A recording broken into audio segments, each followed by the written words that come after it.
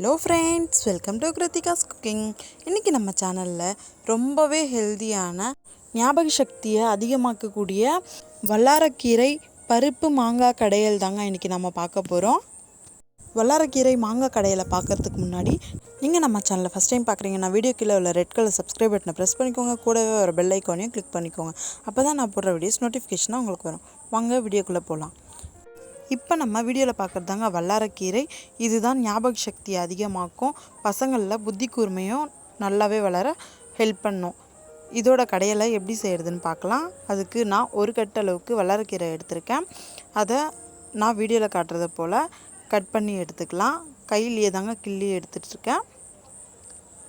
கீரை இந்த மாதிரி தாங்க இருக்கும். அடுத்து பார்த்தோம்னா கீரையை கிள்ளிட்டு நல்லா தண்ணியை ஊற்றி 2லேருந்து 3 வாட்டி வாஷ் பண்ணி எடுத்துக்கலாம். அடுத்து பருப்பு மசியல் செய்கிறதுக்கு 1 டம்ளர் அளவுக்கு பருப்பு, அதாவது 100 கிராம் அளவுக்கு பருப்பு எடுத்திருக்கேன். அடுத்து இதோட பச்சை மிளகா, தக்காளி, வெங்காயம் தேவையான அளவுக்கு சேர்த்துருக்கேன். இதெல்லாம் சேர்த்த பிறகு மஞ்சள் தூள் 1/2 டீஸ்பூன் சேர்த்துருக்கேன். பிறகு 1 டீஸ்பூன் அளவுக்கு எண்ணெய் சேர்த்துருக்கேன். நம்ம குக்கரில் வைக்க போகிறோன்றதால 1 டீஸ்பூன் எண்ணெய் சேர்த்துருக்கேன். 4லேருந்து 5 விசில் விட்டுடலாங்க.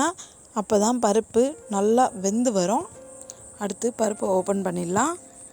அடுத்து பார்த்தோம்னா பொடிசாக கட் பண்ணி எடுத்து வச்சுருக்கிற மாங்காய், 1/2 மாங்காய் அளவுக்கு சேர்த்துருக்கேன். நம்ம வல்லாரக்கீரையில் புளி சேர்க்கக்கூடாதுன்றதால மாங்காயை சேர்த்து கடைய போகிறோம்.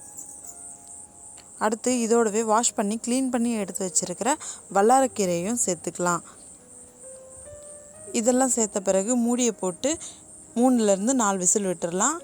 இப்போ பார்த்தோம்னா கீரை நல்லா வெந்து வந்துருச்சு. அடுத்து இதை ஒரு பருப்பு சட்டியில் போட்டு கடைஞ்சிக்கலாம். மண் சட்டியில் போட்டு கடையும் போது பருப்போடைய நியூட்ரிஷன் வேல்யூ குறையாமல் இருக்கும். அடுத்து ஸ்டவ் பற்ற வச்சு ஒரு வாணலி வச்சுக்கிறேன்.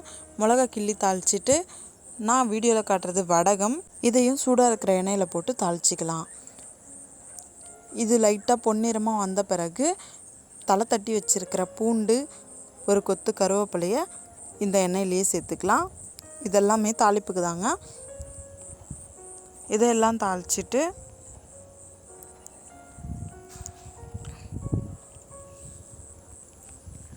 நம்ம ஏற்கனவே மசிச்சு எடுத்து வச்சுருந்த வல்லாரக்கீரை பருப்பு மசியலில் சேர்த்துக்கலாம். அவ்வளோதாங்க. இந்த கீரை மசியலை நீங்களும் உங்கள் வீட்டில் ட்ரை பண்ணி பாருங்கள். உங்களுக்கு எப்படி வந்துச்சுன்றதை என்னோட கமெண்ட்டில் ஷேர் பண்ணிக்க மறந்துடாதீங்க. இந்த வீடியோ உங்களுக்கு பிடிச்சிருந்துச்சுன்னா லைக் பண்ணுங்கள், ஷேர் பண்ணுங்கள், கமெண்ட் பண்ணுங்கள்.